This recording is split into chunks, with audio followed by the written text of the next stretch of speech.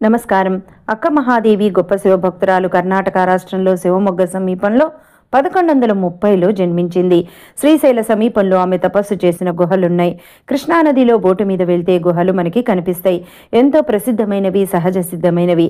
లోపల శివలింగం కూడా ఉంటుంది. చాలా సంవత్సరాలు ఆమె తల్లిదండ్రులు సంతానం లేక శివుణ్ణి ప్రార్థించగా ఆమె వారికి జన్మించింది. ఆమె చాలా అందమైనది. ఆ దేశాన్నేలే రాజు ఆమెను మోహించి పెళ్లి చేసుకుంటాడు. కానీ ఆయనకి ఆమె కొన్ని షరతులు విధించి పెళ్లి చేసుకుంది. కామావేశుడైన రాజు ఒకరోజు అవి మీరి ఆమె చీరలాగగా ఆ రోజు నుంచి ఆమె అన్నీ త్యజించి శివ సాన్నిధ్యం కోసం తపస్సు చేసి ఆయనలో లీనమైంది. వివస్త్రగా మారి కేశాలతోనే ఆమె శరీరాన్ని కప్పుకునేది. బసవేశ్వర మంటపంలో కొందరు అక్క అనగా ఆనాటి నుంచి అక్క మహాదేవిగా మారింది. ఇక్కడ గుహలు చాలా ప్రశస్తమైనవి. శిలాతరణం చాలా అద్భుతంగా ఉంటుంది. శ్రీశైలం వెళ్ళిన వాళ్ళు తప్పక దర్శించండి. ఓం నమః శివాయ.